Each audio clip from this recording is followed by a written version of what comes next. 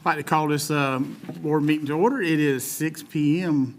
on August 21st, 2025. This is our first regular scheduled board meeting of the year.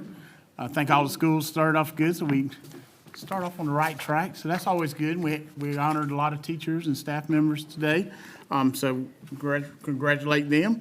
But I'm going to go ahead and turn it over to Ms. Wooten to introduce our invocation and pledge of allegiance tonight. All right, thank you, Mr. Chair. Is Justin and Emma okay? Come on up. They were hiding from us. You were hiding. Okay, tonight we have Justin Seitler doing the invocation, and we have Emma Cook leading us in the Pledge of Allegiance. Justin is an exceptional high school senior with a 4.78 GPA who is also a member of the National Honor Society. He served as a junior marshal for the class of 2025, recognizing his academic excellence and leadership. Outside the classroom, Justin is actively involved in his community through the Student Ambassador Leadership Team at Trinity Baptist Church.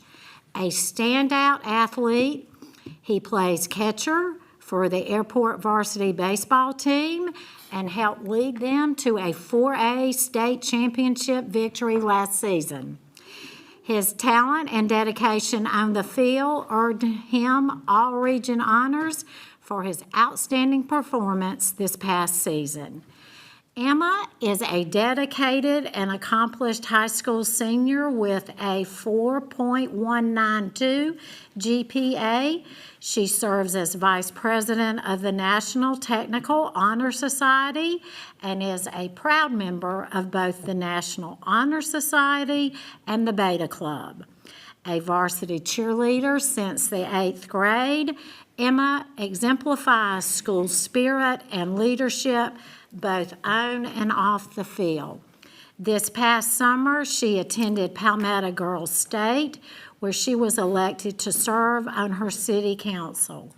A CATE completer in sports medicine, Emma is passionate about helping others and finds great joy in volunteering with the Special Olympics, one of her most cherished high school experiences. After graduation, she plans to attend the University of South Carolina, very smart girl, to major in exercise science and psychology with aspirations to earn a master's degree in pediatric occupational therapy. We'll now turn it over to Justin. Y'all bow. I just want to come to you today, Lord, and just thank you for gathering us all here today, Lord. I just want to ask that you'll place your hand over us as we go throughout the school year and give all the teachers just the strength they need to deal with us as students. I just want to thank you for bringing us all here safely today, Lord, and just place your hand over this meeting and use it as a way to glorify you. In your name, amen. Amen. Please stand. I pledge allegiance to the flag of the United States of America and to the republic for which it stands, one nation, under God, indivisible, with liberty and justice for all. Thank you. Thank you both. All right, Emma, go cheer them Eagles on tonight. All right, we're going to move on into the consent agenda. With no objections, the consent agenda stands approved as presented. And I'm going to turn it over to Dr. Hafner for our accomplishments and honors. Okay, thank you, Mr. Chair. You may recall that at the June board meeting, we had Airport High School coaches and players from the Class 4A championship baseball team here to be recognized. And they are not here with us tonight, minus the one. But before we get underway with our honors and accomplishments, I do want to note that our airport baseball coaches and athletes were invited to the State House earlier this month and given a proclamation recognizing their historic championship achievement. So we were so proud that they had the opportunity to represent Airport High School and LexingtonTwo at the state level. And so once again, just want to congratulate these coaches and players. So good job. Now on to tonight's honors and achievements. First up, I would like to invite Stacy Baker and Sharia Wilson from our LexingtonTwo Innovation Center, who will introduce us to the recipient of the South Carolina Association for Career and Technical Education's Counseling and Career Professional of the Year. Ms. Wilson and Ms. Baker, come on up.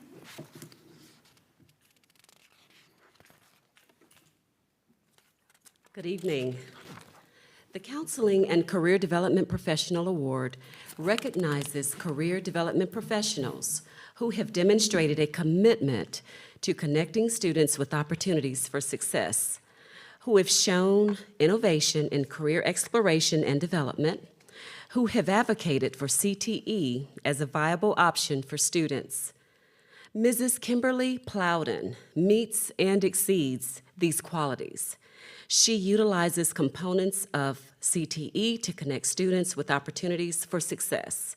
She does this by staying abreast of the current work-based learning opportunities that are available to students in all content areas, by seeking out new partners to expand the opportunities for students to gain valuable experience in their preferred fields.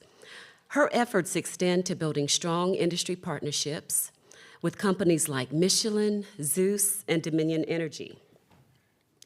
An example of one of her newest partnerships is with Carolina Power.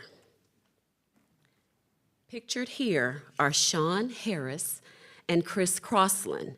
They were 2025 graduates of Lexington School District 2. Both were CTE completers in the electricity pathway, and both earned industry certifications. They signed with Carolina Power and are currently full-time employees, earning a livable wage. And if that is not enough to speak of the benefits of partnerships, Carolina Power just yesterday donated more than $10,000 in equipment and supplies to our electricity program. This is not just good fortune. This is the result of intentional, earnest effort of a highly qualified professional. It is my distinct pleasure to honor our 2025 Counseling and Career Development Professional of the Year, Mrs. Kimberly Plowden. We're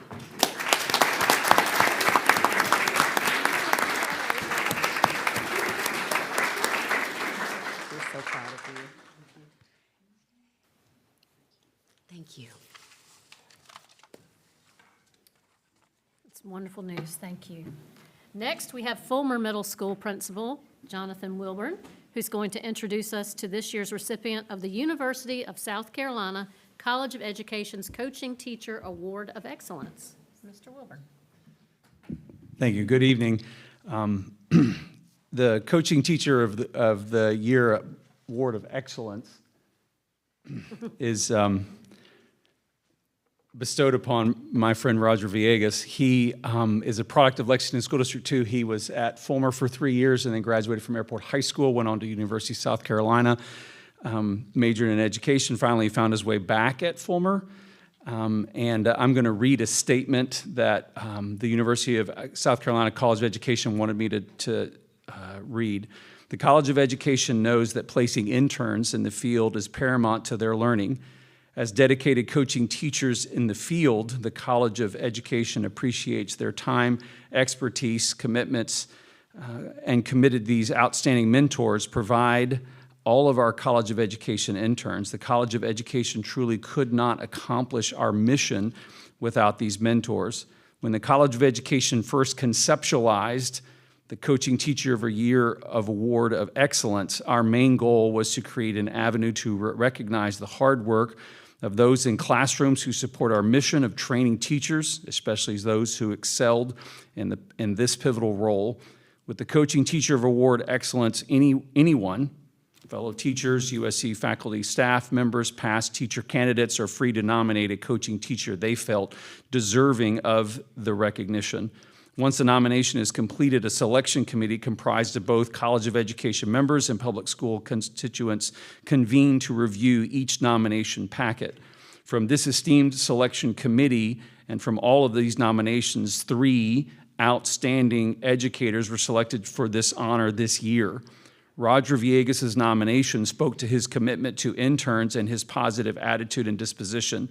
A university supervisor wrote, quote, "As a teacher candidate, coaching teacher, Mr. Villegas, has the ability to take all of the important facets of teaching and scaffold them into experiences that allow his interns to grow and succeed, all while keeping interns challenged, pushed, and supported to step outside of their comfort areas. This demonstrated time and time again through his detailed hours of time spent with his interns, his constant communication with university supervisors, and his track record of graduating interns who are now successful educators, end quote. A College of Education faculty member wrote, quote, "With interns, Mr. Villegas supports their growth in individualized ways. He is able to assess their relative strengths in both content and pedagogy and coach them toward growth. He always completes his intern assessments with fidelity and always assists the interns in meeting both program expectations and overall professional standards. The Chief College of Education is honored and to recognize Roger Villegas as a recipient of the Coaching Teacher Award of Excellence."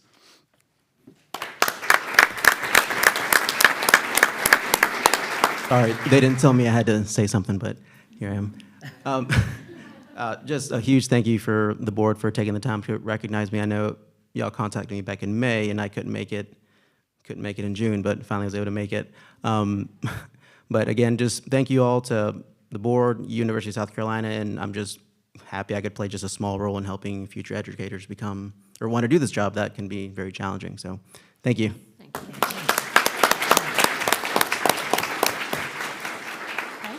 Next, we have Busby Principal Alicia Dickerson and archery coach Robin Walsh, who are going to introduce us to a Busby archer whose play has earned him a national ranking.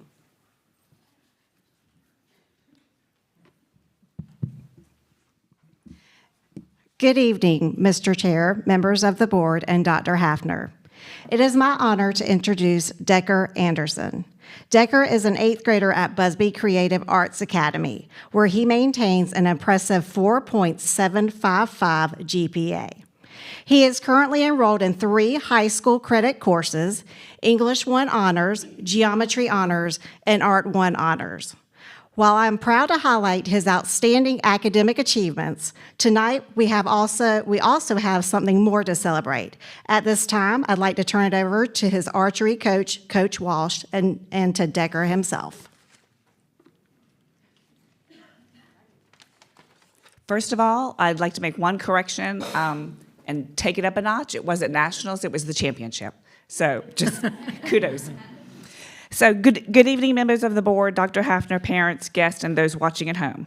I'm excited to share with you the outstanding achievements of one of our students. I'll do this. Decker Anderson. Sorry, one of these years I'll not do this.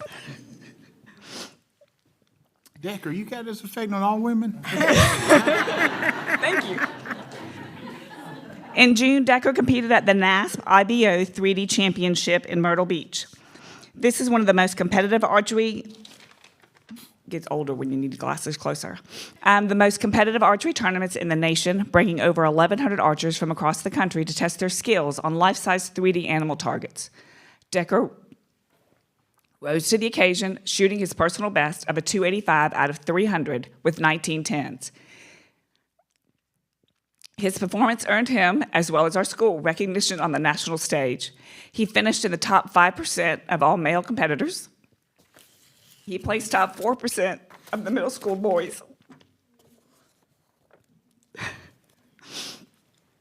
And among 7th grade boys in the country, he is 4th.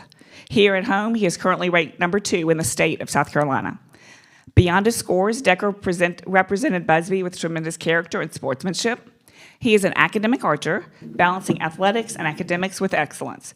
Decker is known by his teammates for his leadership and generosity, always willing to share strategies and encourage others to grow in the sport.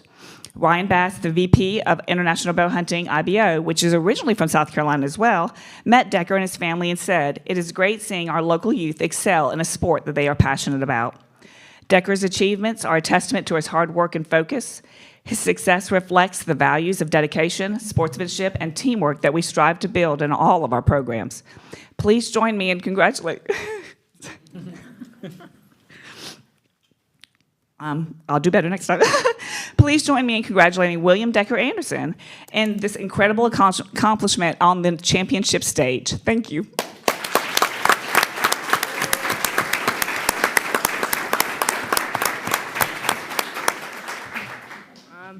Thank you for recognizing me, and I'm looking forward to a good year this year, and not just for me, but for my teammates, because I want them to do good. So.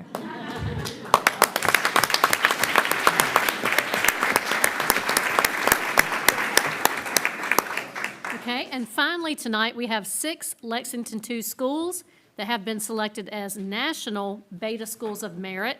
That is Wood Elementary, Congaree Elementary, Springdale Elementary, Busby Creative Arts Academy, Fulmer Middle, and Northside Middle. So this honor is given to honor a Beta Club's dedication and commitment to academic excellence. So I would like to invite the principals of these schools to the podium to tell us a little bit more, and I know some of you have brought some Beta Club leaders as well. Please come forward.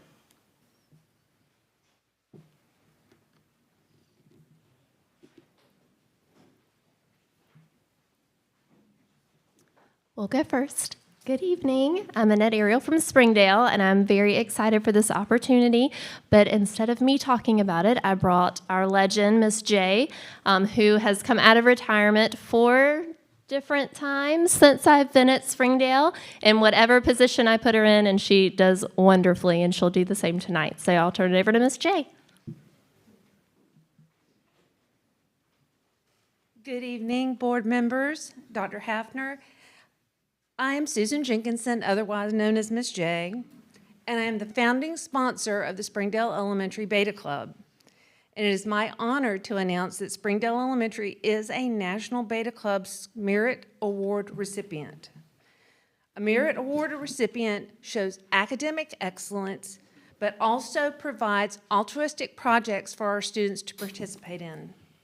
During the 24-25 school year, Springdale Elementary Beta Club members had a Veterans Day service project where they colored pictures and wrote cards to our veterans in the local VA hospital, had Grippy Socks for seniors where we collected Grippy Socks to send to nursing homes in our area to support our seniors who may have opportunities to fall without a little help.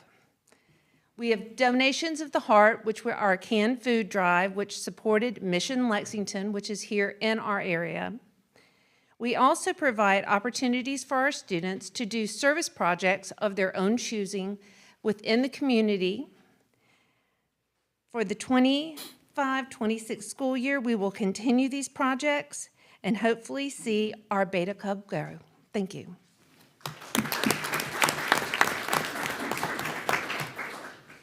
Hello. Fulmer Middle School has had a Beta Club probably for about 5 years, very short period of time. And in that time, it's started to take off in the past 2 or 3 years, where we've had students that have competed at the local level and have won high enough to go to the national level and compete at the national level. But I won't speak very much longer. I'm going to turn it over to my friend Mason Payne, who is the assistant director. The director is out, so couldn't be here, but he will talk about it. And a little unknown fact about him is he was the Beta Club president for the state of South Carolina when he was in high school. So, one small adjustment, vice president. This is my first year as a co-sponsor of the Fulmer Middle School Beta Club. I'm just going to say that I'm very, very proud of our students that are a part of the club. This past year at the state convention, we actually placed on podium for multiple events. And we do a lot of good projects. Oftentimes we will host car wash drives to raise funds for our middle school Beta Club. So I recommend when those times come around to come get your car cleaned by the Fulmer Middle School Beta Club. But again, I'm just very, very proud of our students, and I can't wait to see what great things we have in store this year. Thank you.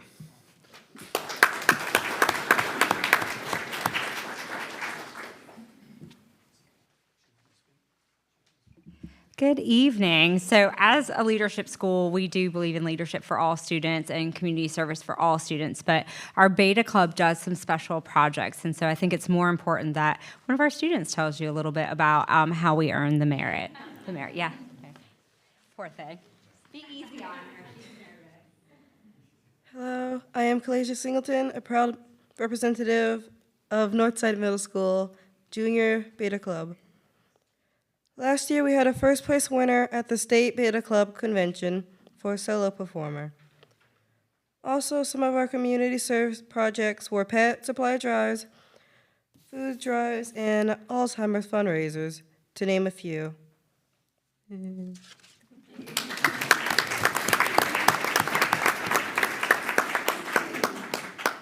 Good evening. I'm Angela Brown. I have the pleasure to be principal of Wood Elementary School, and we have a team that helps us with our Beta Club, but we have two of the leaders that are here tonight that are going to tell you some of the wonderful things that Wood accomplished this year.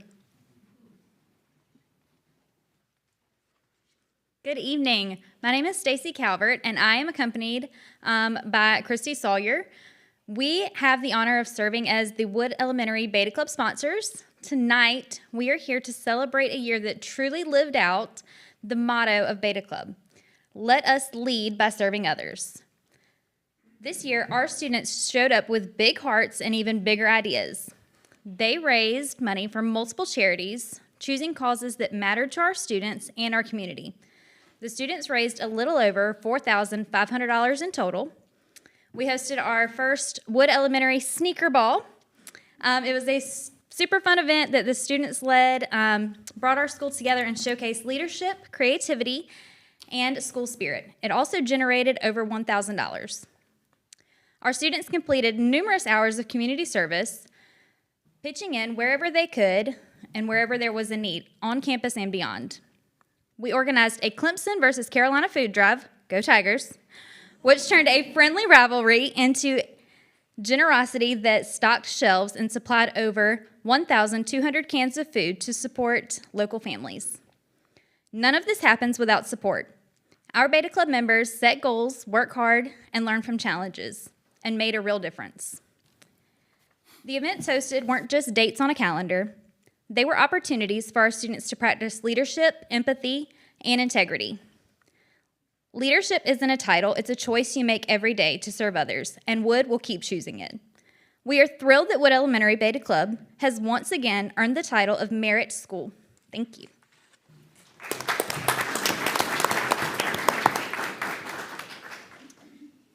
Good evening, everyone. I'm Chris Dickey, principal at Congaree Elementary School. We've had a Junior Beta Club for a number of years. We've been very active. We've got two of our sponsors that are here today. We've got Stacy Lynch, our school counselor, and we've got Nicole Santiago, our school social worker who works with Wood Elementary as well. So they can share a couple of things that we've done over the course of the year to be recognized with this honor. Good evening. We are very honored to accept this award on behalf of our school that has been part of the community for generations. We have teachers that even went to our school back when they were children as well.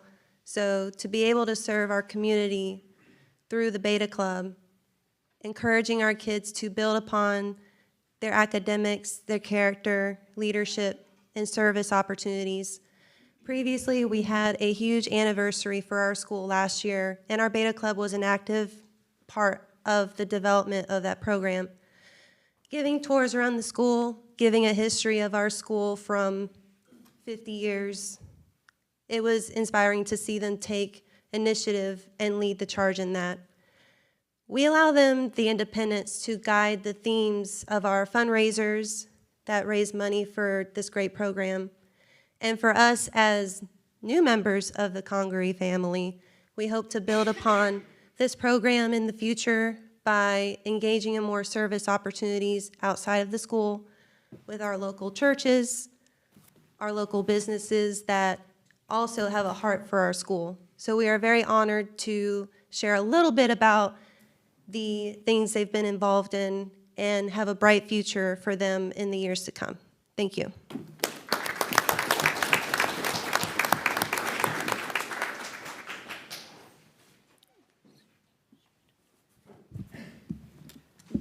Good evening. Our Junior Beta Club advisor, Ms. Lambert, could not be here tonight, but wanted to share a few things about our Junior Beta Club. At Busby Creative Arts Academy, our Junior Beta Club stands out for excellence in academics, leadership, arts, and service. From winning top awards at state and national competitions to being named Junior Beta Merit Scholars, our students consistently demonstrate talent, character, and dedication. Their commitment goes beyond the classroom. Through community service like neighborhood cleanups and volunteering at local soup kitchens, they show what it means to lead with compassion and purpose. At Busby, we're proud to nurture not just scholars, but leaders and change makers ready to make a difference. I'll also have the honor of introducing 3 of our current members, Chloe Lawrence, Piper Lovett, and Kelsey Summers. My name is Piper Lovett, and I'm an 8th grade Beta Club member. Our Beta Club helps us develop character and leadership abilities that will have a long-lasting impact on my life. My name is Kelsey Summers. I'm an 8th grade Beta Club member.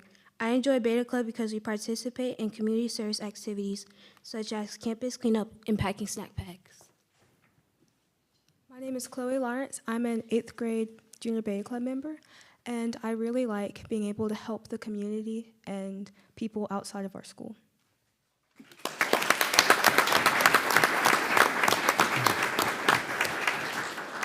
Thank you all for what you do for our community. Mr. Chair, this concludes honors and accomplishments. All right, and I believe we do not have any public participation. Ms. Calva's out now, so we're going to move on through. And we're going to give Dr. Hafner off the rest of the night off because she didn't have no superintendent report because we had an in-depth one on August the 7th. Of Yes, sir. Complete detail. So we're going to move on into finance now, and I'm going to turn over to Ms. Strickland. Good evening, everyone. The July financials were uploaded to Diligent.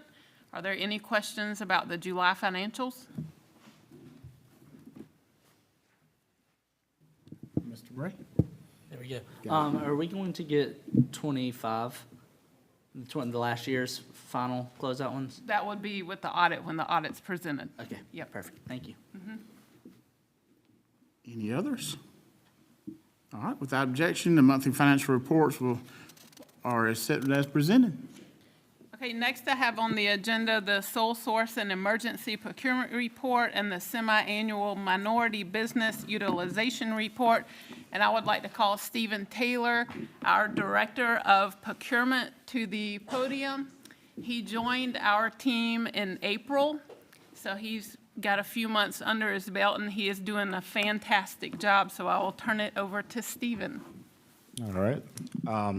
So my name is Stephen Taylor. I'm going to do a brief overview of our procurement process and go over why we have the LexingtonTwo procurement code and regulations and the sole source and emergency procurements that we had in fiscal year 24-25 and our minority business utilization. So a little bit of background about myself. I'm a USC and Citadel Graduate College alumni. I'm a father and a father of 2 boys, twins, 3 years old, married for 7 years. I began my procurement career in Washington, D.C., working for the National Oceanic and Atmospheric Administration in Silver Spring, Maryland in 2012. Relocated back in Columbia in 2014 as an internal auditor for South Carolina DSS. In 2017 to January, I was a procurement manager, one for SCDSS.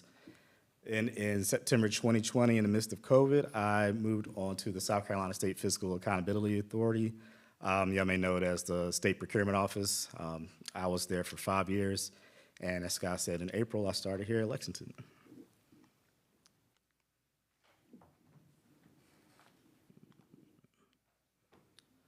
So just a brief overview of procurement and what we do in the department.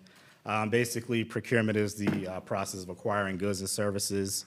We do this legally. We're using taxpayer money, and we just want to make sure that this process is as efficient and effective as possible. My job is to make sure we're getting the best pricing, as also the best services for the goods and services we get. So we are under the LexingtonTwo Procurement Code and Regulations from the South Carolina State Building. The lawyers, we adopted this code in October of 2021. Basically, why we use this code is that our expenditures are over $75 million yearly. Looking at the fiscal year 23-24 report, I believe those expenditure amounts was $172.4 million. So that's why we have to go through that code and regulations. Brief overview of the procurement thresholds. Any goods and services that's under $10,000, we do not have to go by the competitive method. So anything under $10,000 that our schools can go out and get them themselves. $10,000 to $25,000, we require 3 quotes, 3 bona fide quotes from a qualified vendor. They need to be attached to our purchase orders, and they must be made to the lowest responsible and responsive bidder. Anything over $25,000, I will handle that. I will do a solicitation. I will work with the schools to get a scope of work, put that solicitation out. We'll advertise that in SCIBO, that is better known as South Carolina Business Opportunities. I will use one of the procurement methods, invitation for bid, request for proposal, a fixed price bid. Those methods can take 6 to 12 months depending on which we choose to use. So with an invitation for bid, we'll go to the lowest responsive and responsible bidder. For a request for proposal, I will have an evaluation, and they will read through the proposals received by each vendor, and they will score accordingly. And a fixed price bid, that offers the opportunity to award to multiple vendors and set up a qualified provider list for those services. Our sole source procurements for fiscal year 24-25, there were 3 total.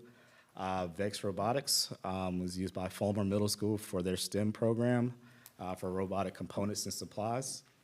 CEV Multimedia was used with Airport High School in Brooklyn Casey for software and licenses for their fundamentals of computing, I believe for their business courses in their curriculum. And Imagine Learning LLC was for comprehensive digital education solutions. And they specialize in digital education solutions. For sole source, those need to be met by 1 item or method and by only 1 source of supply. Moving on. Our emergency procurements, there was only 1. Inverter mechanical piping solutions with Riverbank Elementary. That was an emergency to fix the HVAC units. There was an HVAC refrigerant and leak found at that level. Moving on to minority business enterprise procurements, I feel like our schools have been doing a great job of giving services to our minority businesses. FSI Office, that is a big one that has been used. Shred with Us is our shredding. SHI has the statewide term contract for Microsoft products, so they're a big use. Discount Toner and Ink, Motown Lawn Care Services, they provide the lawn care maintenance at this building. They've been doing a great job with that. As you can see, our annual goal was to meet 1% of our expenditures, and with that list, we actually made it to 2%, so we're doing a great job with that. Most of our purchases have come from forms and supplies. You can see with 378, Shred with Us with our shredding at 72. So in conclusion, the importance of our procurement department. Effective procurement drives organizational success by optimizing purchasing decisions and resource allocation. Sole source procurement is defined as needs of the district by only 1 item, and that can be got by purchased by 1 source of supply. An emergency procurement exists when there is a threat to public health or welfare, a threat to the safety of people or property, when normal daily operations are adversely affected. That was true with the HVAC units back in December. And our minority business expenditures, our goal was to exceed 1% of total expenditures, which we met.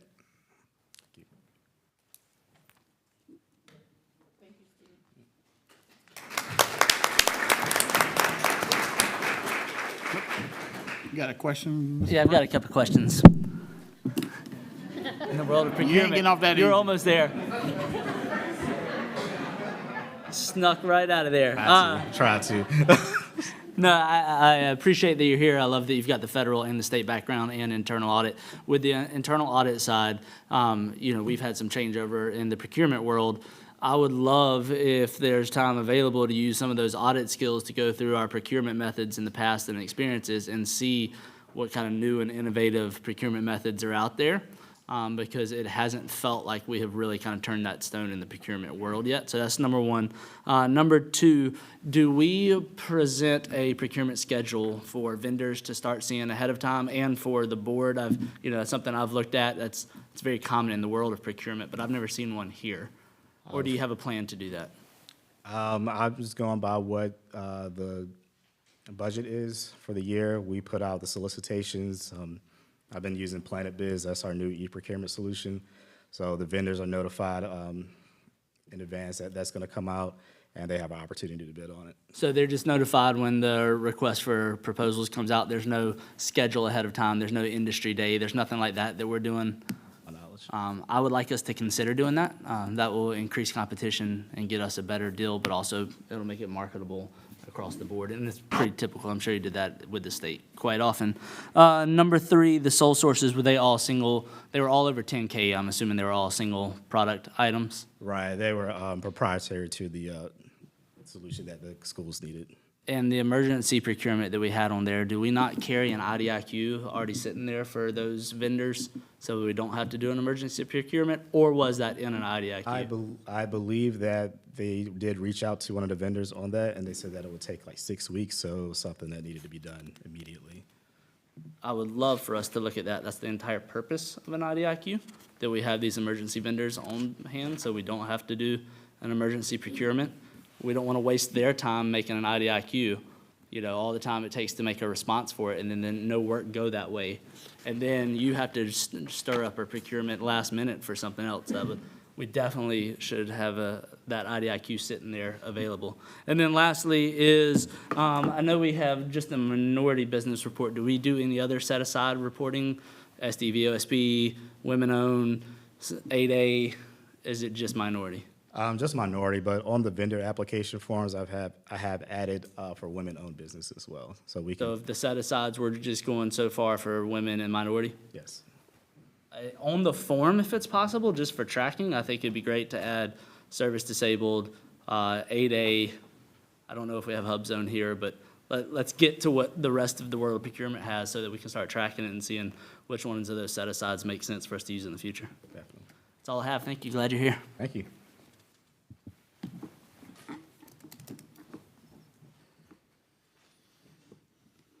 Is that all you have, Ms.? Yes, I'm sorry, thank you. All right, over there napping on us.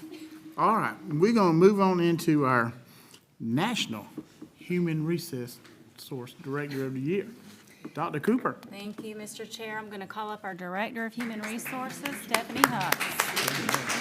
Thank you.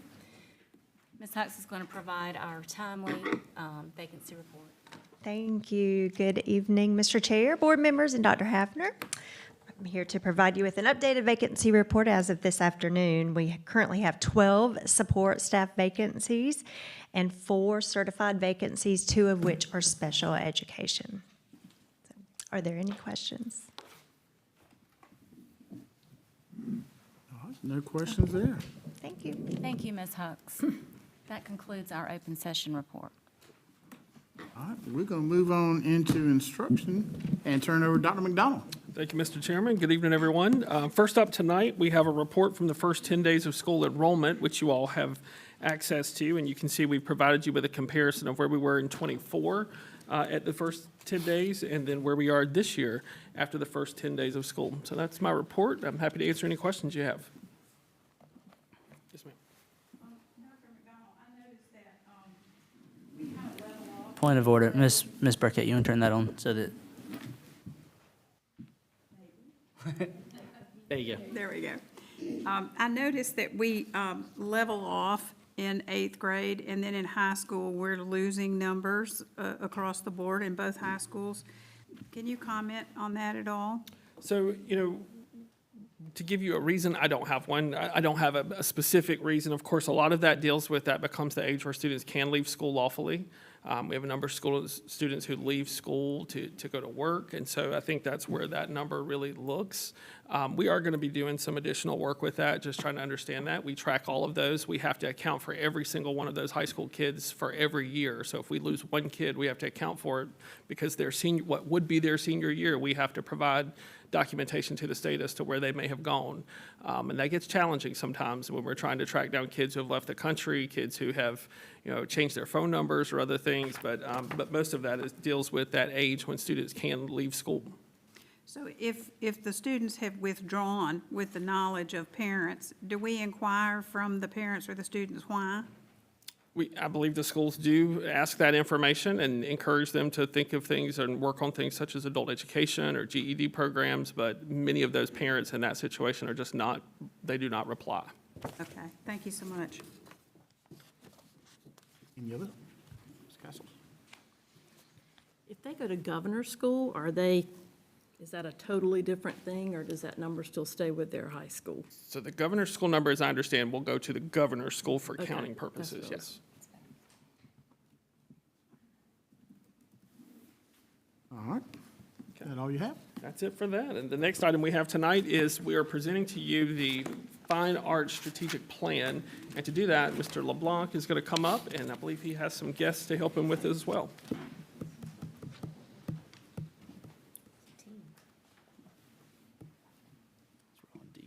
Thank you, Dr. McDonald, Dr. Hafner, Mr. Chair, members of the board. I am excited to bring before you for your consideration our 5-year strategic plan. A lot of things, hopefully you've noticed over the last year or so, have already begun to be implemented, and we've already put a lot of things in place to make progress towards these goals. But part of our district arts coordinator grant that we receive from the Arts Commission requires us to bring before you this 5-year plan. So you should hopefully have that in front of you in your packets, and it is available online as well. I've brought with me some folks that have helped us. These are some of our leaders in the fine arts world in Lexington and beyond in our community. You recognize many of them because all last year and prior years they've stood before you celebrating many accomplishments. They've been on the big stage here and the big stage in their schools as well as all over the state and beyond. And some of them you've approved to go to places like Italy and other things that hopefully they will invite us all to go visit also.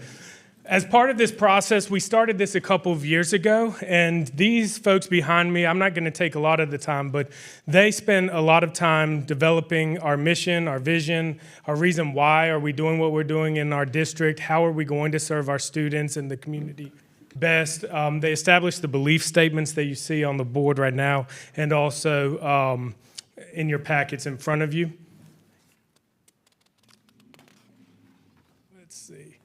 We have so many celebrations. Y'all, we thank y'all so much for the opportunity to celebrate publicly here at board meetings. You can see just a very few pictures from last year's celebrations. Our first year, the Performing Arts Center held numerous events for district, for schools, state. And these are examples of our kids getting to perform and showcase their talents on truly the best stage that is around. We've grown our programs. We've over doubled our gifted and talented enrollments. And something I appreciate the most is that it's not just in quantity, but we've also really grown in quality of those programs and the outcomes that our students receive from them. These folks behind me that I'm going to introduce now, come on up. They are who have helped to plan, coordinate, and really lead the endeavor for each of these art domains. They've also are the people that have led the charge with developing this strategic plan for each department. First off, we have Tabitha Laudenslager. She is the visual art teacher at Pine Ridge and also our visual art lead for LexingtonTwo. Thank you, Jim. Thank you, Dr. Hafner and Mr. Chairman and members of the board for your continued support of the arts and the advancements of our arts opportunities that we provide for our students here in Lexington District 2. It really means a lot to all of us. Our visual arts department has made progress towards several of the goals we mentioned in our strategic plan, including recognizing and celebrating student successes. And we've done that through, at our district art show last March, we were able to offer student awards and have those students be recognized at our board meeting for that month, as well as having student work displayed at other outside contests and art shows, including the South Carolina State Fair. Our teachers have been able to attend strategically planned professional development sessions that align with their specific needs as art educators, including opportunities to work with guest speakers from the University of South Carolina and then learning new art forms as well. The district was also able to provide funding for art teachers at each of our schools last year to purchase and replace large-scale art equipment and non-consumables in an effort to ensure that our students across the district have had equitable access to arts opportunities. And then also this year, we are able to offer Art 1 in 8th grade to artistically gifted students at each of our middle schools. And this summer, we worked together as a group of several art teachers to create a district-wide standard for identifying and placing those students in those programs. Several art teachers also worked together this summer to create a vertically aligned curriculum that is for art from elementary through high school Art 1 coursework, and we plan to continue that up to our advanced high school courses this coming summer. Thank you again. Audenslager. Next, I'd like to invite up Miss Amanda Rona from Airport High School. She's the choral director there and also helps lead our choral cohort here in Lexington2, and also helped to musically direct Frozen last year. So. Thank you. First, I want to take this opportunity to thank Dr. Hafner, the cabinet, and the board for your support. I would also like to thank Jim LeBlanc, Laura Roby, and Josh Woodall. Thank you for allowing me to speak with you tonight, and most importantly, thank you for your continued support of the choral programs across the 6 secondary schools in Lexington2. The last few years have been remarkable years of growth and achievement. We proudly celebrated students earning spots in statewide and nationwide honor choirs for the first time ever, which is an incredible recognition of their talent and dedication. Our choral educators have also been actively engaged in professional development and are involved in multiple professional associations, ensuring that our instruction remains innovative and impactful. We would love the opportunity to continue being able to fund our memberships to continue the opportunities for both ourselves and our students. Looking ahead, we are excited about the goals we've set to continue enhancing our students' experiences. These include providing essential resources like piano tunings and new furniture for our classrooms, improving the quality and scope of our Lex2 District Honor Choir. We are picking repertoire next week at cohorts, and increasing student enrollment in all of our programs and raising the bar in competitions and festivals, of which there are many that we participate in. We are also thrilled to share 2 major milestones happening this year. Airport High School Chorus will perform in Italy this January, and Brooklyn Casey High School Chorus will perform in Ireland in April. These international performance opportunities are a once-in-a-lifetime experiences for our students, made possible by the foundation of support you helped us build. When I was in college, I got to sing in Italy with my college choir, and it's a core memory for me, and I am so excited to share that with my students, and I cannot wait. So thank you again for believing in the power of music education and for standing behind our students and staff. We are grateful for all that you do. Thank you, Ms. Rona. Next, I'm going to invite up Mr. Hunter Reese. You might have skipped a slide. We'll go back. Come on up, Mr. Reese. I want to just congratulate him publicly. For the first time ever in Lexington2, we received our first Superior with Distinction rating, and that was at Busby Creative Arts Academy last spring under Hunter Reese's direction. So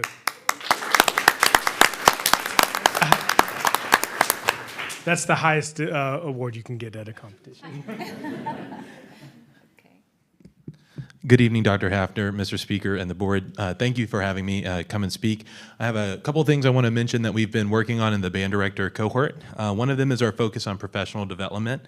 Last year, our cohort completed a book study that focused on the best practices for teaching band. Directors signed up for chapters of interest that they then presented at our cohort sessions. Additionally, last year we were fortunate to work with two master educators, Ms. Kelly Tucker and Ms. Edna Grace, who observed our directors, and then after these observations sat down and pointed out strengths and areas of growth for our directors to continue our own professional learning and achievement. Both teachers recommended that we move to peer observations this year to see the great things that are happening in our classrooms here at Lexington2. So that's next plans for that. I'm happy to report that we have an increase in enrollment and increase in student enrollment throughout our band programs. Fulmer and Busby are maintaining around 100 and 120 respectively. And I also want to give a shout out to Mr. McCutcheon, the band director at Brooklyn Casey High School, who has doubled the program's enrollment since his first year teaching last year, from 17 to 35 in the marching band and from 30 to 58 in concert band. So for a second year teacher, Mr. McCutcheon is really doing great things at Brooklyn Casey. Instrument repair and purchases. Over the last few years, we've been able to purchase over 35 new instruments district-wide and repair many existing instruments. This has helped increase enrollment and the ability for students to participate in our band programs. Our Lexington2 Honor Band Clinic is something that I'm happy to say is going into their 7th year for the middle school and 3rd year for the high school. Throughout the years, we've provided outstanding musical experience for over 350 students in our band programs. During these clinics, students prepare a concert with the very best musicians from Lexington2. They actually audition at Busby Creative Arts Academy, and in about 10 hours, they prepare a concert. So if you can imagine looking at new music you've never seen and 10 hours later giving a concert is really a remarkable thing. This year we're kind of continuing the professional development focus by having one of our directors serve as a co-clinician. Mr. Easterday will be working with our, Fulmer Middle School, will be working with our middle school clinician, and both Mr. McCutcheon and Mr. Spittler from Brooklyn Casey and Airport will be working with a high school clinician, preparing our teachers to continue to serve as guest clinicians. I welcome you to come to our performance that is in January on the 30th. That's a Friday evening. We've also seen increased enrollment or participation in Region Band. When we designed our Lexington2 Honor Band auditions, we mimicked or copied the requirements from Region Band. So our students are actually undergoing a complete audition in December before they actually have to audition in January. So that gives our students a leg up. Last year, we had 6 students from Brooklyn Casey High School, 4 from Airport, 1 from Pine Ridge, and 3 from Busby Creative Arts Academy. And lastly, our successes in our competitions and festivals. Last year in marching band, Airport High School placed 14th out of 22 bands at state competition and earned 1st and 2nd place at regional competitions, as well as their Winter Guard earned 7th place at the Carolina Winter Ensemble Association Championships. In concert band, we saw a lot of growth and success. At concert performance assessment, which is like our state testing for our band programs, Brooklyn Casey High School attended for the first time in many years. Northside earned an excellent rating, and Busby Creative Arts Academy earned the Superior with Distinction, Mr. LeBlanc mentioned, receiving a superior rating from all 5 judges. At Carowinds Festival of Music, Pine Ridge Middle School earned an excellent rating. Northside, Fulmer, and Busby also earned superior rating. So I just want to thank you for your support and of our fine arts programs in Lexington2. We really appreciate all of the support. It allows our students to succeed and flourish in the arts. So thank you very much.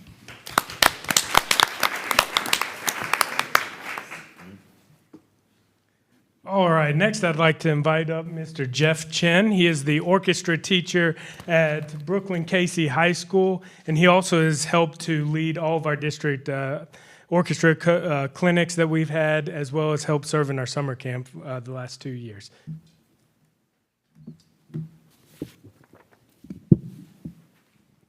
Good evening, Dr. Hafner and members of the school board. Thank you for allowing me for the chance to speak on behalf of the Lexington2 Orchestra Directors.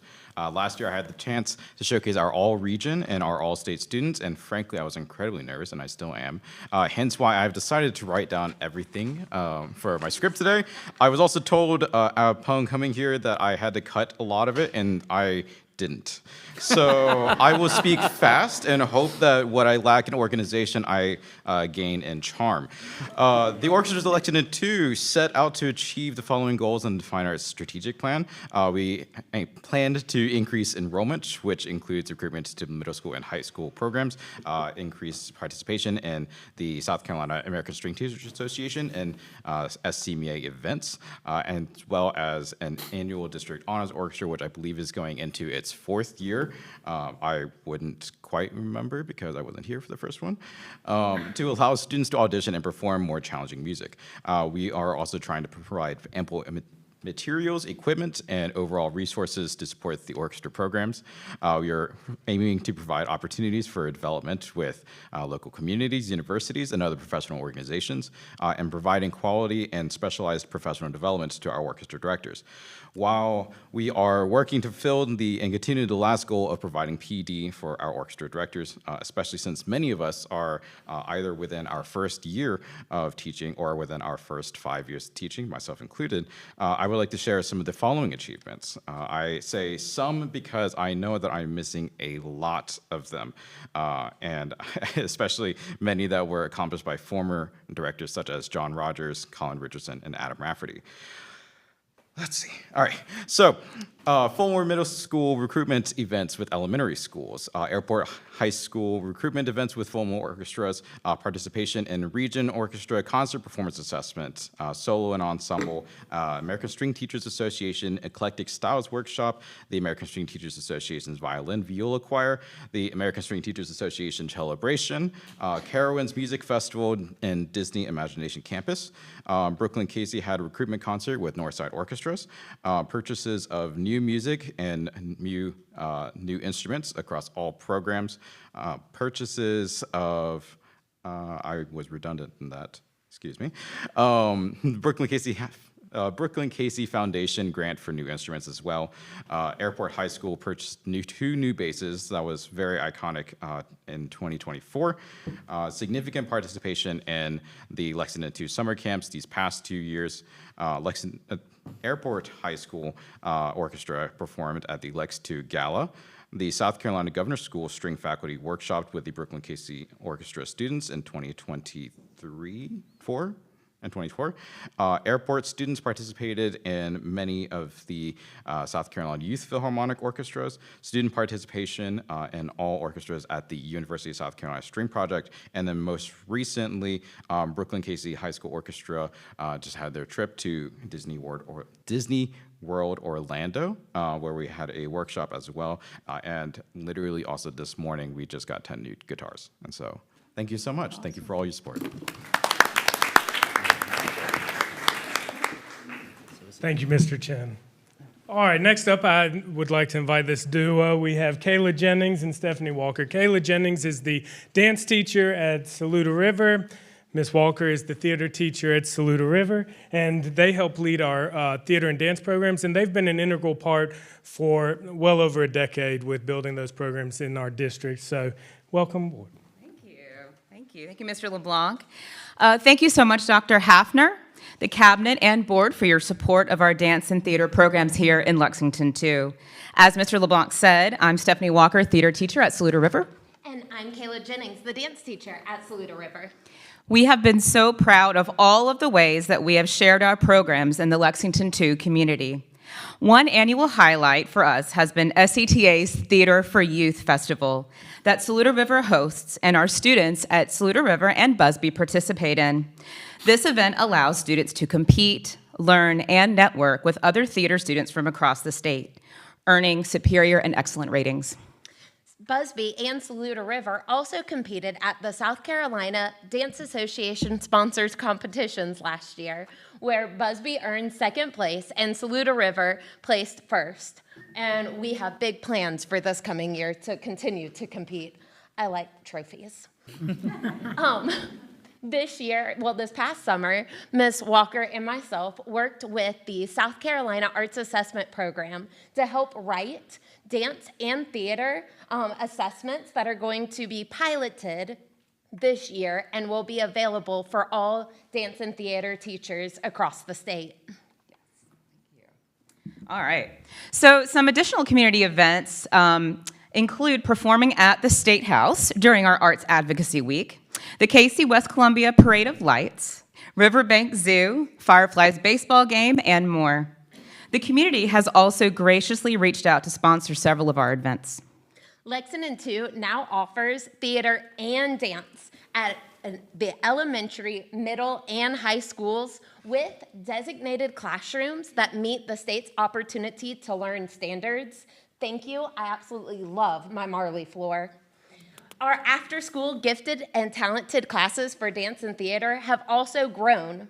In fact, we are going to have our first ever joint performance here at the PAC on March 11th, and we would love for you to attend. The dance teachers last year started our first dance showcase, and we have plans to continue that this year, where we will showcase dances from our home schools as well as our gifted and talented programs. Again, we would love to have you back here at the PAC on April 22nd. Sorry. There's a lot of dates coming up. There are. So our theater and dance educators in LexingtonTwo make it a priority to continue their own learning with professional development. These include conferences, workshops, and classes offered by the South Carolina State Department, Arts Commission, Arts and Basic Curriculum Institute, Palmetto State Arts Education Association, and we also belong to our own state organizations. Ms. White, the theater teacher at Airport High School, and I recently attended the first ever Theater Educator Convention, which offered theater educators from across the state to learn from professionals and one another. We also continue to offer professional development in the arts to teachers at our home school. We have been so thrilled that our students have gotten the opportunity to perform on the stage here at the beautiful PAC with gifted and talented performances, our Saluda River musical Annie last year, and district musical Frozen, which included elementary, middle, and high school students. And I love that. I'm just gonna go off script for a second because it really allows a lot of mentorship and, kids learning from each other. So I just love that. This space allows students to be part of a professional setting, both on and backstage, and has inspired greater attendance for our summer arts camp here at the PAC. Thank you all again for your continued support of the arts, especially dance and theater, here in LexingtonTwo. Thank you very much. And next, I'd like to invite up Jean Boiteau. She's going to round out the general music department for our school district. She served as our elementary cohort lead for a number of years, and she's going to speak about the general music. Hello, everybody. So glad to see you. I would like to say an additional thank you to Dr. Hafner. I really appreciated that you reached out to us for performing for the convocation. And I think we need to add more tissues backstage. That was amazing. That was an amazing performance. So thank you for that opportunity. And I'd also like to thank the members of the board who attended an elementary music event last year. Your presence was noted, and we thank you very much for all the time you spend together with us in our elementary schools. During the 24-25 school year, the elementary general music program celebrated about 30 members participating in our first District 2 musical, Frozen. That was amazing. We had a student selected to participate in the South Carolina Music Educators Association State Honors Choir in February 2025. To my knowledge, this student made the highest score of all of the auditions and did a fabulous job representing LexingtonTwo. We had over 200 elementary students participate in the day-long District Honors Choir clinic and performance held here at our beautiful new Performing Arts Center for the first time back last February. During the school year last year, during our collaborative planning days, elementary teachers, we developed plans for what we feel every child attending LexingtonTwo Elementary School should have access to and experience during their music classes. And what we would like in our music classes is quality instruments and materials to support the Lexington II elementary general music curriculum that is currently under development in our cohort days. We would love to continue high-quality in-district instrumental and choral clinics with performances, and we would love access and continuing access to world-class musicians and performances here in the district that our students can be a part of and come to observe and see. Included in our strategic plan that we've shared with you, we would like to plan what a high-quality music educator should have access to in Lexington II, and we would really like some content-specific professional development provided in district in this fabulous facility that is well-equipped for us to come together as teachers. We are going to continue to and look forward to more skill-sharing sessions between our elementary music educators.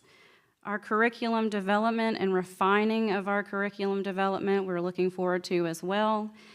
And we are developing some common and quality assessment tools to measure the musical development of our youngest musicians in the district. And we would also like to say that we're going to continue working on our common essential music vocabulary visual aids for use in our music classrooms. And we got started on that last year, and we're looking forward to rolling that out this year. So thank you so much. Thank you, Mr. LeBlanc. And thank you. Thank you. So they gave some highlights about the things that we are working towards, some of the accomplishments we've already made, and I just want to say thank you all for your support again for Fine Arts in Lexington II, and I'll be happy to answer any questions. Ms. Castles. I don't have a question, but I was just sitting back listening to these folks talk, and I was listening, but I was just thinking about I'm showing my age, some of our former educators in this district that I just know their hearts are filled. Thinking about Jackie, oh gosh, now I've forgotten her name, Jackie McNeil, thank you, Jackie McNeil and Miss Cox anyway, so many people, just how proud they must be of our district to carry this on. And I love the fact that we have some of the best in the district, that you guys are letting them go out and, if I understood correctly, to go observe and see some other teachers to see where they're strong. So just appreciate all of y'all. And thank you. They're a great team. I think we're blessed. Yes. And I think we have to remember that it's just surreal to be here still and convocation. Oh gosh, I was sitting by Christine and I was like, that's a district course. I just love the kid. That's just wonderful. So thank you so much. Appreciate y'all. They deserve all the credit, yeah. Is it okay? All right, Ms. Burkett. I just wanted to share with you, Mr. LeBlanc, that 4 of my children attended school in this district, but one of them who graduated 25 years ago, her best friend played in the band at BC. He now plays in the Presidential Navy Band and played for the inauguration, lives in Washington, D.C., and plays for all sorts of spectacular things. So I would love it if y'all would share that with your students and Sure say thing. there's a long way you can go from We'd here. love to connect him too back to our students. All right, thank you.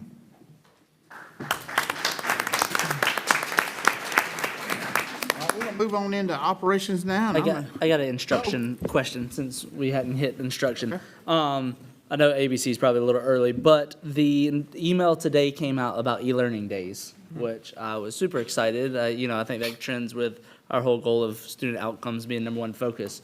Question is though, this might have just come out, so the logistics and planning might not be there yet. I'm excited about it, but do we have any intent to do a practice ahead of time, maybe on a half day, like a Wednesday, where they're getting out, something so that if we're taking attendance, from what I read on this policy, a kid who's, doesn't have somebody at home to help them get on their computer, can we take a practice ahead of time before it's the real deal and we start losing attendance? That's question number one to think about. I don't need an answer now.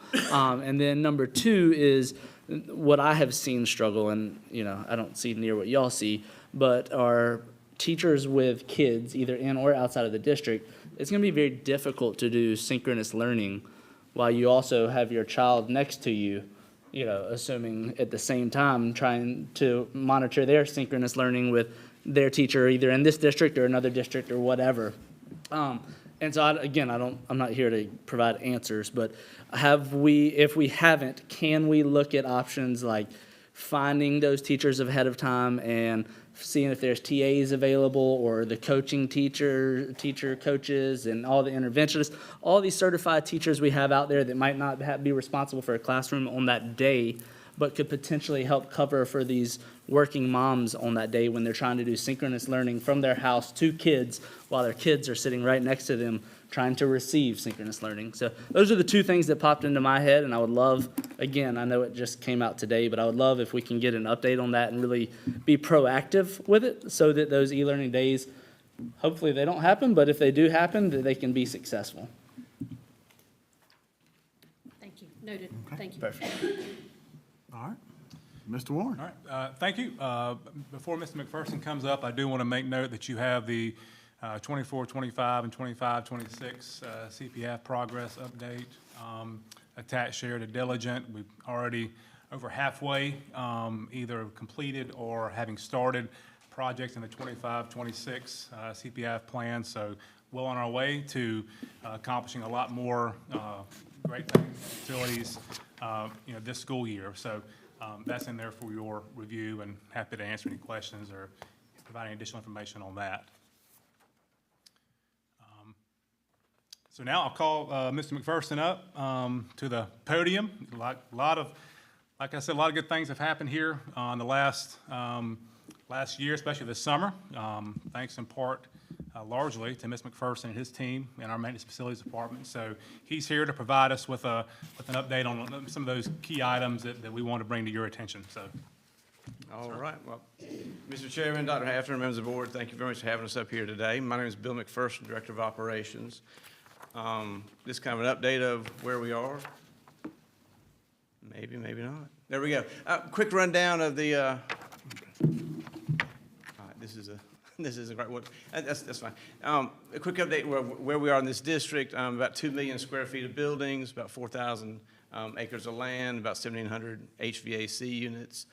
This is my maintenance crew right here. The bread and butter, salt of the earth. These are good guys that. A lot of them went to school in this district or around this district. I just can't do anything without them, so kudos to them. It's a big shout out for those guys. So getting into the CPIF projects, furniture upgrades, we've had about 8 schools got new furniture.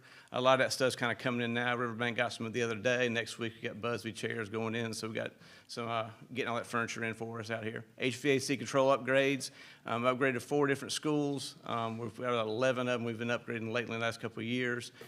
You get thermal imaging, kind of shows what the classrooms are, hot, cold, and what the issues are, and then you kind of break down and dive into them. So it's a real good tool that allows us to be able to see into those schools and figure out what's going on and troubleshoot a little bit better. So good stuff there. Flooring, Saluda River, Busby, and Newbridge Academy.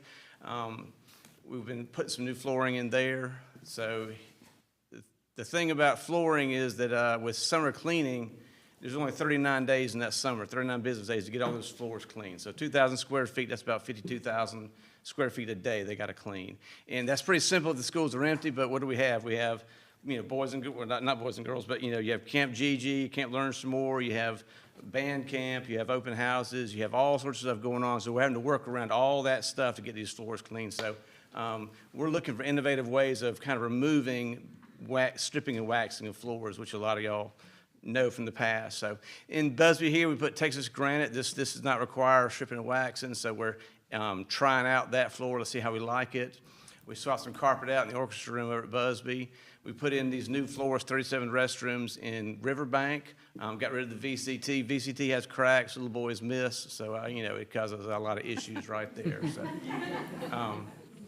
this is a food service. We actually put in 4 new dishwashers, new refrigeration equipment for freezer and coolers, airport in BC, and then replaced a freezer floor at Casey Elementary that was bad. So here's one of our dish machines at BC, so a nice new Hobart. It's good stuff. We're going to work on it, and hopefully it runs a lot better than the old one did.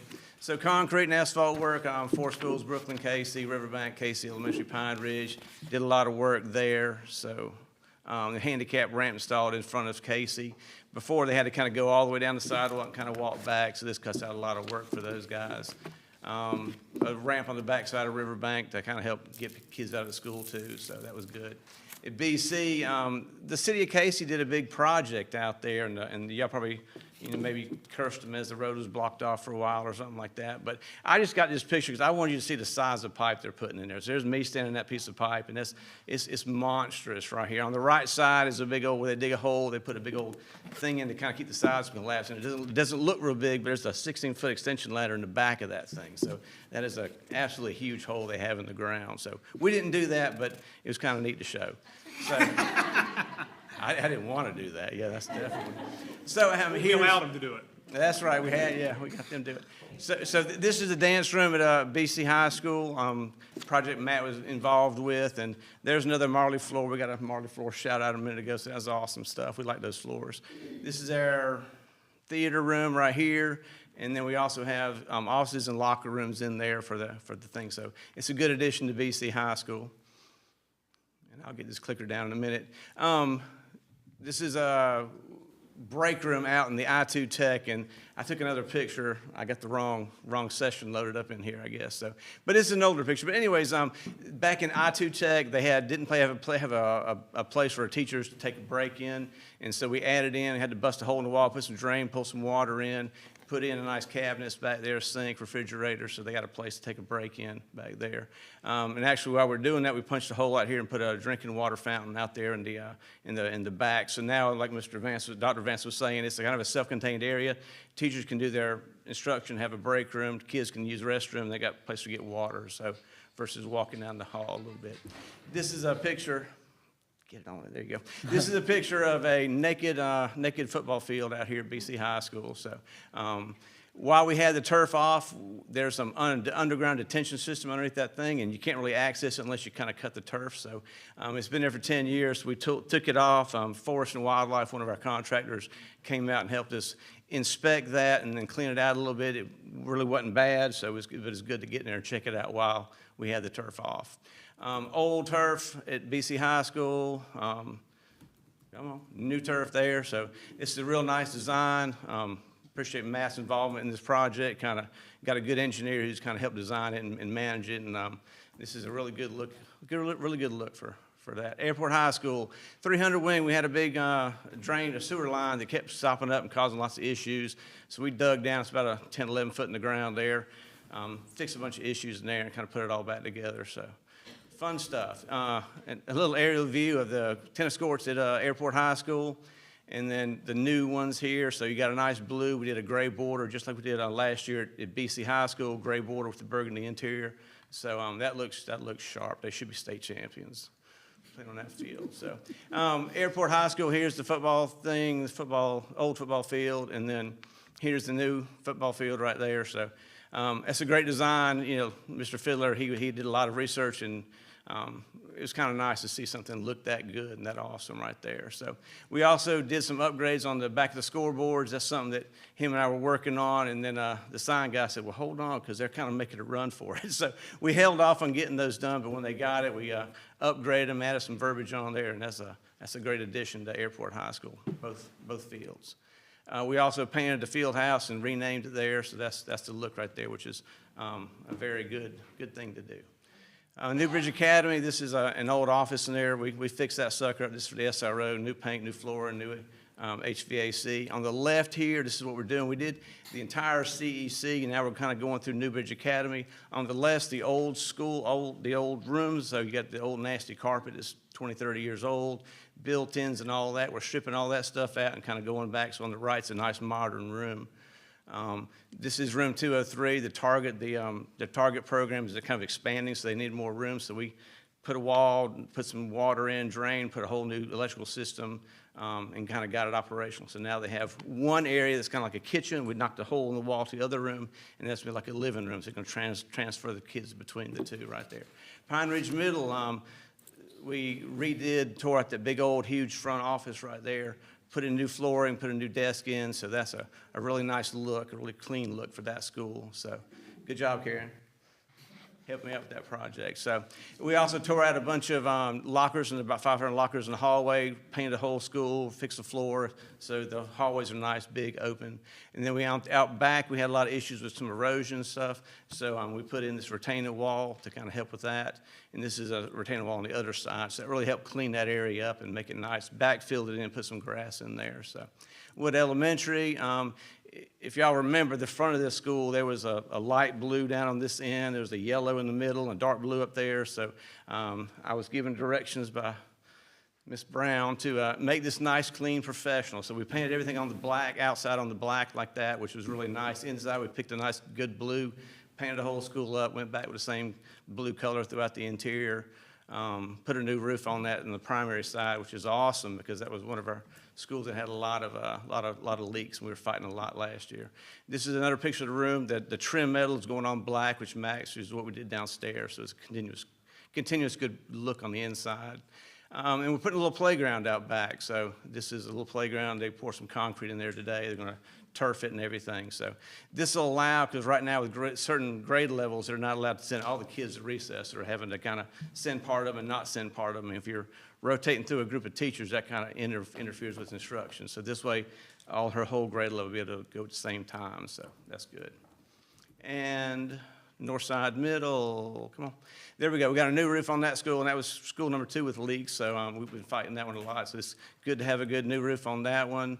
Went inside and took a bunch of lockers out, and they were on like about a 12-inch little shelf, so we had to put in some steel studs, some sheetrock, and kind of get that. So it's a good look down the hallway. It looks like it's always been there. The lockers were never there. The lockers were purple, yellow, and green. So they were all sorts of different colors in there. HVAC, we installed one at New Bridge, and we got 9 units in last week going to BC, Busby, and Airport. Painting, we painted Pine Ridge Wood and parts of Northside Airport, New Bridge, and Community Education Center. Coming soon on the next half day, we got sound panels in Pine Ridge. We're craning 2 AC units up on Brooklyn Casey Cafeteria, and then rigging 2 units up to the upstairs for the science labs. So we're taking advantage of those down days when kids aren't there. Thank you guys very much for your support, because without you kind of approving projects that we kind of have and providing that funding, we're not able to do what we do. But in 39 days, that's a pretty good little list. So any questions? I have one question, and it's kind of with contingency. One of those second to last or whatnot picture of Woods Playground, which is awesome, but it had a good shade. And I know that I've constantly heard from different playgrounds, especially elementary, can we get some shade? Is there a way that we can use contingency or get in the next, I'm looking at the price, it should be feasible to be able to get some more of those shade across all districts, at least for the littles? So the reason I put that shade on there is because Mr. Trey Bray mentioned shade last year. Yes. Thank you. Look at smart guy. And I've had Kelly Remy over there at the New Bridge Academy.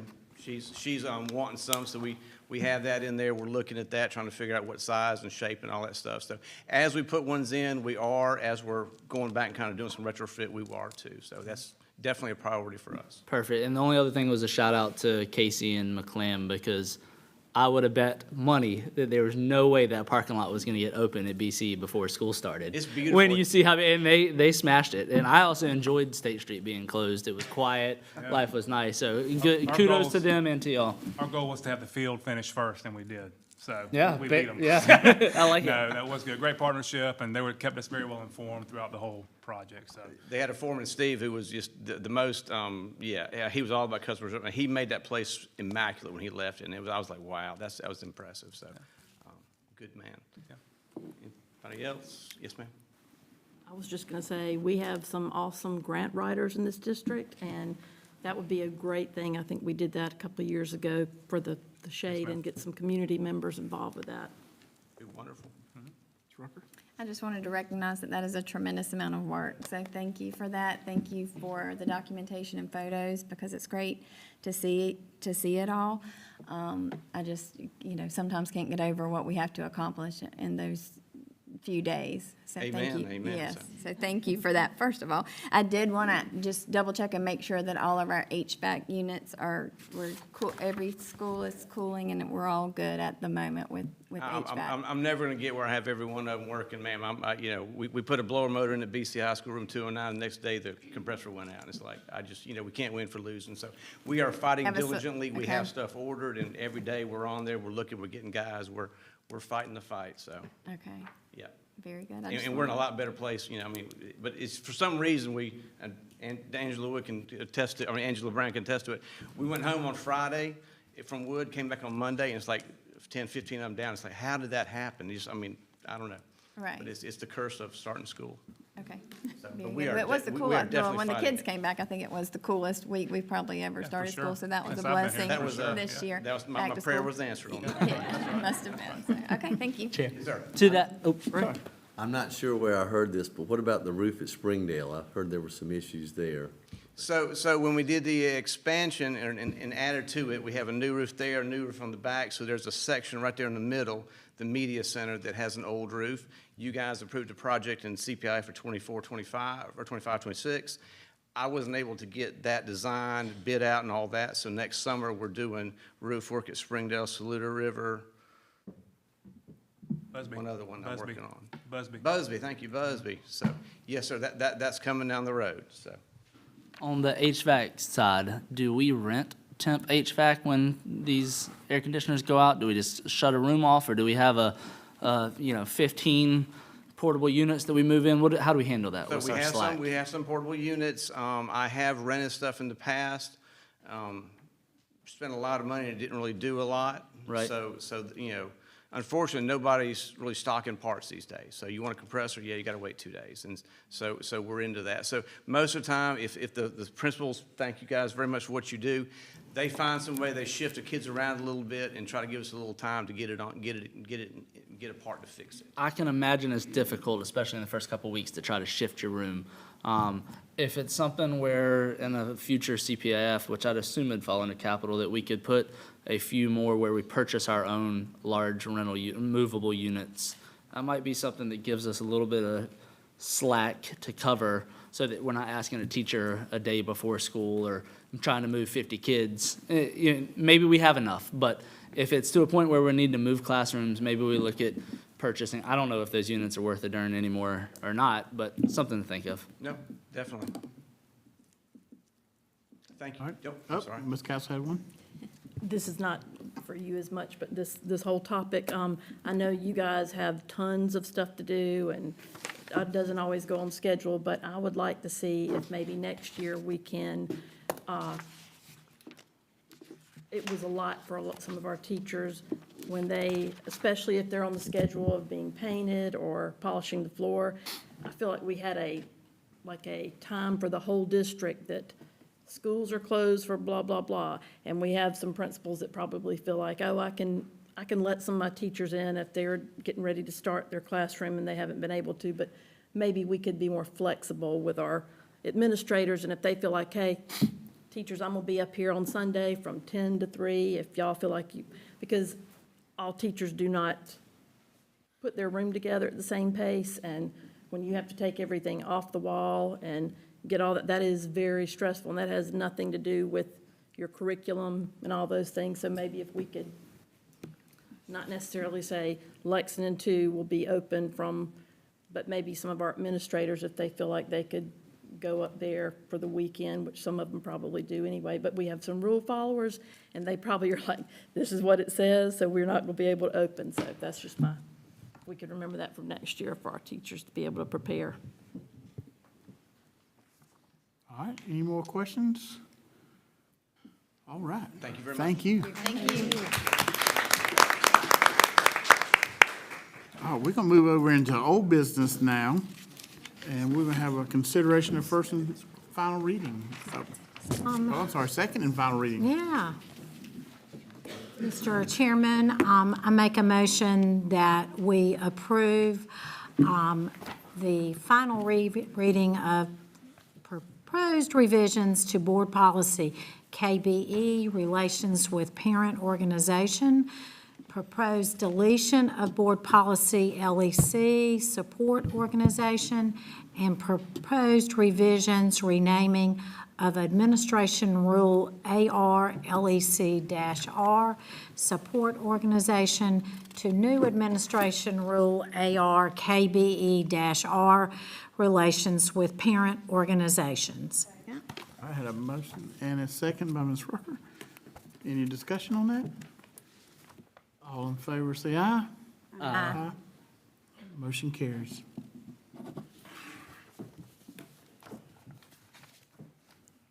All right, now we got another consideration of a community request for naming of Airport High School football field. Yes, sir, Mr. Chair. Sometime back, you all may remember, most of you, that we had community members before us to petition for the naming of a portion of the facility over at Airport High School. This has been resubmitted for the naming of the field at Airport High School, and Mr. Warren's going to hit a few highlights regarding Mr. Les Evans for us, just to refresh your memory of what was shared with us at that time. Yes, ma'am. Here to present to you a proposal from the administration to name Airport High School's stadium field the Les Evans Field. 1976, Coach Evans became the AD and head football coach at Airport. Coached for the next 25 years until he retired.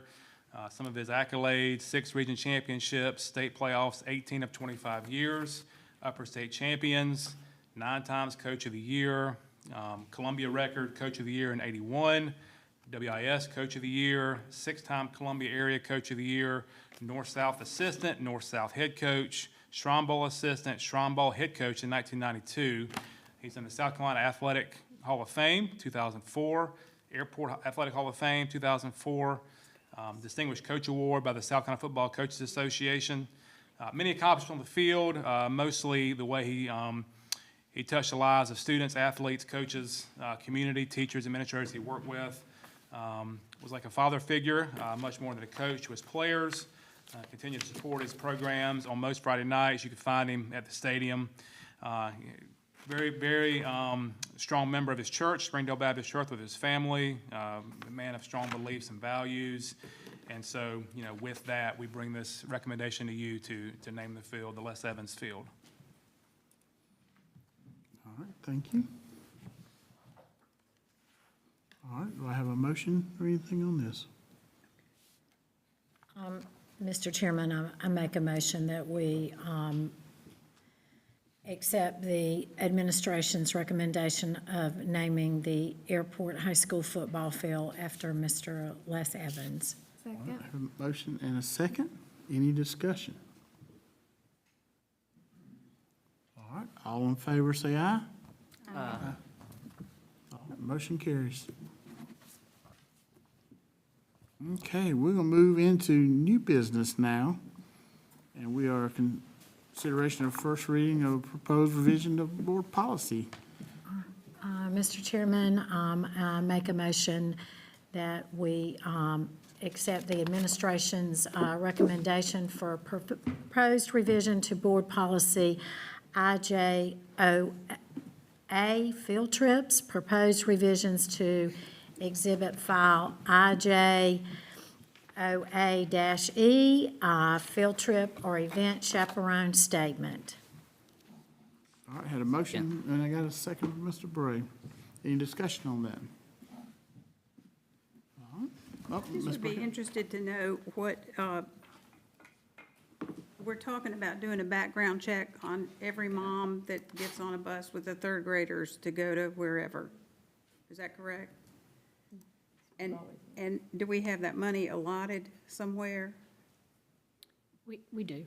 If there's I mean, it sounds like potentially that could be a lot of people, but, in my experience, you have a lot of different moms and people who go on things. I mean, are we gonna have to do 30 different moms at a school, et cetera? I don't think there would typically be that many on one trip.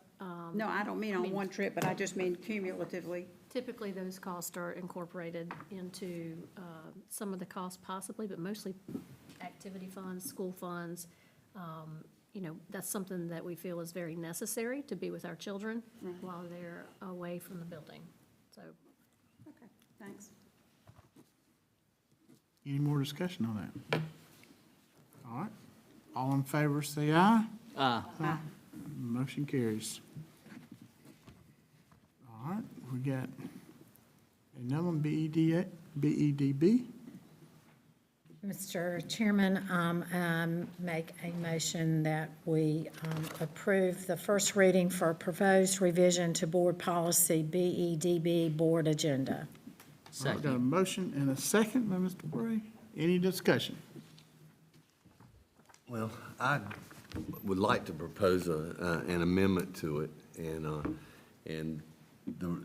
I think Ms. Burkett submitted this forward. I think it really hits the nail on the head. I think the purpose is to put all board members on the same footing, and I think, I've heard that was really what we wanted to accomplish. And so any board member can, submit an agenda item. And so we lose a little bit of, I say, guidance on this from the officers, and you got new members, board members like me, and I kind of look for the officers and the superintendent to get some guidance. So I just had a couple words a couple sentences I wanted to add to the end. And I don't think it changes, how this will work, but I did look at some other school board policies and just wanted to make sure when we submit agenda item, I wanted to add the proposed agenda item must be within the scope of the board's duties. And then, again, we get some the second sentence I want to add is the superintendent, in collaboration with the board, officers may choose to postpone the agenda item to the next meeting as necessary. And the intent there is we may have a full board meeting already set with some regulatory or legal requirements we need to get through. So I just wanted to give the officers and the superintendent a little bit of leeway of when they wanted to place the agenda. The other amendment I have is really just the wording. I don't think we use the word "he" in there. We maybe say the member shall submit the item. So those were the main things I wanted to add here.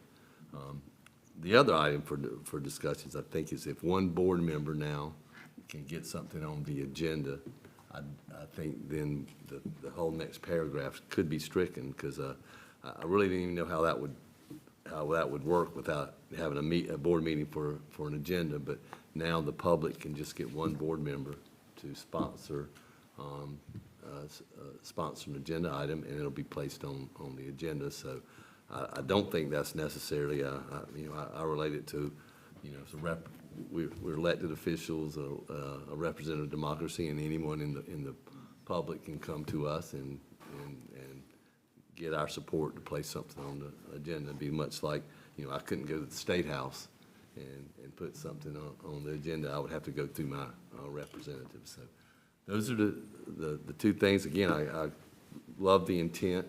As a new board member, I've always not totally understood how we get things on the agenda and moving. So I think Ms. Burkett hit the nail on the head, and I've heard others speak of it. We visited this several times. I'm hoping, we can all agree to this and be successful with it and move forward. We had an amended motion. Do we have a second? I'll second that. All right. Any discussion on this? Can we see that amendment? That amendment's tough to, Yeah. do we have, here, we can pass them all the way down. I'll just put him in the whole stuff. Okay. All right, so it says now, each board member shall have the right to have items placed on the agenda for discussion of adoption or action. If a member desires something to be placed on the agenda, the member shall submit the item. And then the last sentence is a new one that says, the proposed agenda item must be within the scope of the board's duties. The superintendent, in collaboration with the board officers, may choose to postpone the agenda item to the next meeting as necessary. And then removal of the last one. I completely agree that removal of the paragraph that starts with items of business, blah, blah, blah, that makes, you're spot on there. And changing to the member makes sense. The proposed agenda item within the scope is fantastic. The only issue I have is the line, and it might be good to get legal weigh-in between the first and second reading. But the superintendent, quote, the superintendent in collaboration with the board officers may choose to postpone the agenda item to the next meeting as necessary. That goes, I have two issues with that one. One, it goes against the kind of leveling of the powers to 5919, because at that point, 3 people then now have the power to say, hey, we'll push that to the next meeting. And then B, as one of our 3 major duties outside of levying taxes and writing policies, it's hiring and firing the superintendent. And so if the superintendent now has the ability to usurp something that you as a board member puts on there, you have now put in the power of someone that you hire and fire above the board member. And, typically in boards, that is, the CEO can't say, hey, board member or board person, you can't put this on until next time. And the only reason I think the next matters here is because there's such a timely situation, especially with 2 readings in a policy world, where just this year, we were late on a CPIF budget. If you push something that should be an agenda item, even just for discussion, and it gets pushed off 1 month and it's got to have 2 readings, you can now be 4 months later. So if you're not on the spot 4 months in advance now, then you could really, you as a board member can now have your power that you, like you noted, is being usurped. And so there's people that you're trying to represent, you cannot represent them because we added this one thing. So that's the only, I love the amendments outside of that, but that's the only reason I can't vote for that amendment, since you put all 3 of those together. That's all I have. More discussion. Go ahead, Ms. Rucker. Yeah, so, I appreciate the work that's gone into this, the original proposed changes. I really like a lot what Mr. Auld said, makes, a lot of sense too. It does state here next meeting as necessary. So I would say most of our meetings aren't so packed that any item would not be added, but if there happened to be an agenda that was very, very full and it could easily be moved to the next meeting, I think that just, 2 to 4 weeks, depending on when the next meeting, which could be a special meeting if it's called, or the next monthly meeting, it would cover that. So, as far as the original proposed and then this amendment that we're talking about now, I think it works fine. So I just Ms. wanted to share Castles? that. I just think that sometimes we do have a very heavy agenda, and we might even need legal people to look at what's going to be put on the agenda or get all the different sides. But I also feel like we voted on these officers, and I want to trust who is an officer and our superintendent to make the best decision for our next meeting. And that's just how I feel about that. Okay. I think the intent was that an agenda item would be turned in the 10-day, time period, and then placed on the agenda of the upcoming meeting. And that if that were not possible, then it would be placed on the following meeting, not indefinitely pushed off or anything else. It would go on the next scheduled meeting, and if that was not possible, it would go on the following meeting. But the intent, the words in green were written by our legal counsel, and the intent was that the item would just simply go on the agenda if somebody asked to have it on the agenda. So do we need to clean up that verbiage, or can we do that in between the first and second reading? Because I think that it could say, the member shall submit the item to the chairman, who shall place the item on the agenda of the next meeting at the appropriate place. And then the last sentence would be, the superintendent, in collaboration with the board officers, may choose to postpone the agenda item to the following meeting as necessary. Does that clarify it? Mm-hmm. Yeah. Again, my intent was not to, delay anything for one board member. It was just knowing the realities of what's on the agenda and how the superintendent and the cabinet and then the officers order this, and they know when we have a full agenda, and that was all my intent. If we can just say it in a way that to accomplish that and not have your objection, I'm all for that.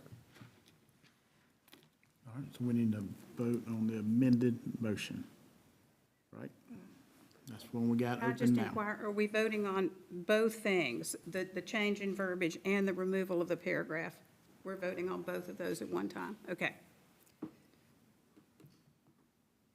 Are, with your comment, were you, We want to were we amend gonna the amend the amendment. amendment? May I suggest, since this is between first and second reading, we just accept this amendment, vote on it, with the idea that in between first and second reading, legal review can check it, add your comment as need be, and we can make any amendments on the second reading as need be. All right, so we're voting on the amended Ms. Bell's motion. amendment. All right, there's any more discussion on that? All in favor, say aye. Aye. All right, motion carries. Now we got to go back to the initial motion and vote it. All right, all in favor of the initial motion, say aye. Aye. All opposed? All right, motion carries. All right. A little tricky. All right, we are now, what we got next here? Chair, I move that we consider the first reading of the proposed revisions to Board Policy KFD, clear bag use at district events. Second. All right, got a motion and a second. Any discussion on that? Wait. Say it again. Oh, clear back. All right, Okay. all in favor, say aye. Aye. Aye. Motion carries. All right, now we got some travel requests. Yeah, Mr. Chairman, make a motion that we approve the two travel requests as presented. One, Deputy Superintendent to attend a 4LE Learning Scapes Conference in Arizona, October 29th through November 1st, and Airport High School Chorus to attend South Carolina Region Choir at Charleston Southern University, October 27th through the 28th. Second. All right, we got a motion and a second. All in favor, say aye. Aye. All right, motion carries. And Mr. Chairman, before you make the announcements, I just want to say it's always nice to have a former board member in the house, and we want to recognize Miss Cindy Kessler that has enjoyed us. I'll tag on with the recognition since you're sitting next to me. If y'all didn't see, Saluda River got a new addition to their school this year. And it was a rock, a huge rock, so that you can paint it directly from Miss Wooten's yard. So congratulations for giving that piece that'll be there forever. That's really cool.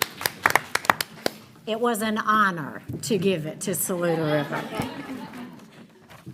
All right, we're going to move on into announcements. Coming this weekend, board members, we had school law conference down in Charleston, the 23rd and 24th. August 27th is early release day. September 1st is Labor Day holiday. September 4th is interims go home. God, that seems quick. Right after Labor Day, interims going home. September 18th, employee service milestones reception at 5:15 in the PAC Center. And then September 18th, following that, be a regular monthly meeting of the Board of Trustees at 6 o'clock in the boardroom. All right, I will entertain a motion going into executive. Mr. Chairman, I make a motion that the Board of Trustees enter closed session for the following: consideration of personnel appointments and resignations, and receipt of legal advice regarding property matter. Second. All right, had a motion and a second. All in favor, say aye. Aye. We are now in executive. Thank y'all.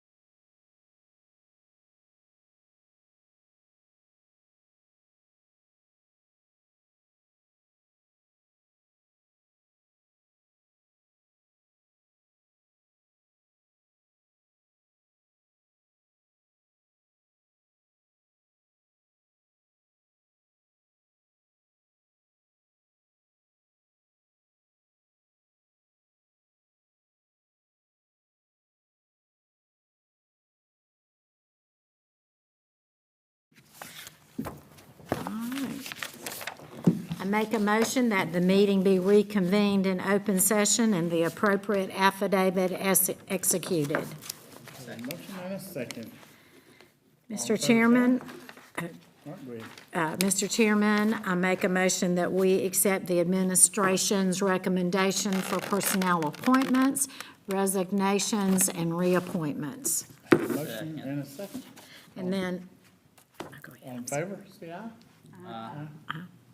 all right, and then I would like to make a friendly amendment that we make sure that it is in the minutes, Ms. Strange, that the consideration request for the naming of the Airport High School football field after Mr. Les Evans, it says it is a community request, not an administrative request. And motion to adjourn, second, Motion and a second. All in favor, say aye. Aye. motion to adjourn. Second. We are adjourned.